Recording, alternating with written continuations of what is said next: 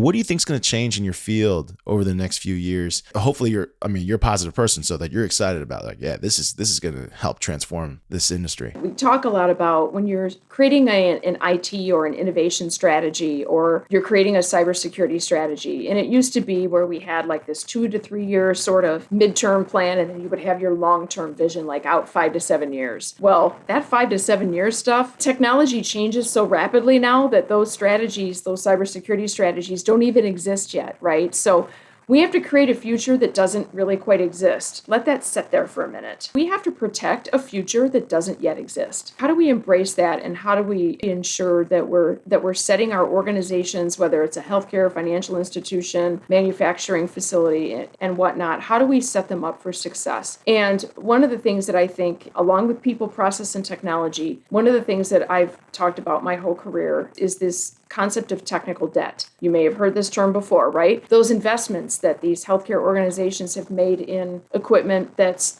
25, 30, even 40 years old that was never intended to be connected to the internet. But guess what? Yes, they are unable to be patched, but there are compensating controls that we can put into place in order to protect them. We think in terms of how complex our world really is, but when you think about technology and you think about those smart refrigerators or your smart thermostat or your smart cars, and we think about how much easier life is, right? But at the underbelly of all of that, there is an integrated system of technology, of cybersecurity, helping to enable that. And so I think when we think about the things like the technical debt, there are so many technical and cybersecurity capabilities that organizations have that they, number one, may not even have fully implemented.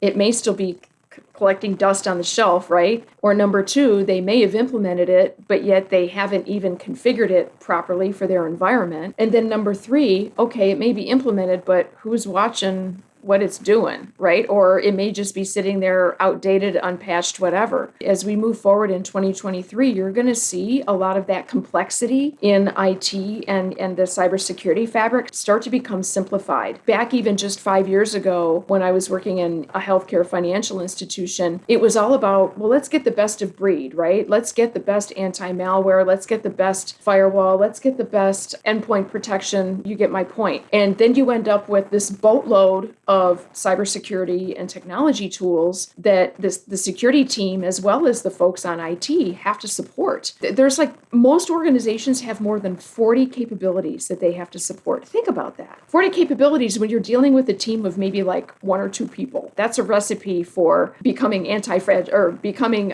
what's the anti-fragile, right? Just fragile. That's the recipe for fragility. Yes, thank you. Oh my gosh. I think about my security operations team in an example like this, where we were managing more than 40 or so different security capabilities. And I mean, these folks you said you had big screen monitors on your desk there, as most people do, right? They had 3 of those 24-inch monitors stacked on top of each other. So they had 6 total, right? And then each one of those monitors was subdivided into, probably 6 different windows. Their eyes are on this all the time, trying to look at all the blinky lights or any of the yellows or the reds that are popping up. And one of my team members just kind of hit their head on the desk and went like this. And I said, "What's wrong?" And they said, "I can't learn any of these tools well enough to really know if it's effective." And that's when it just hit me. And I said, we need to simplify. Consolidation is something that I think is going to help us optimize our IT and security capabilities and be able to do that so that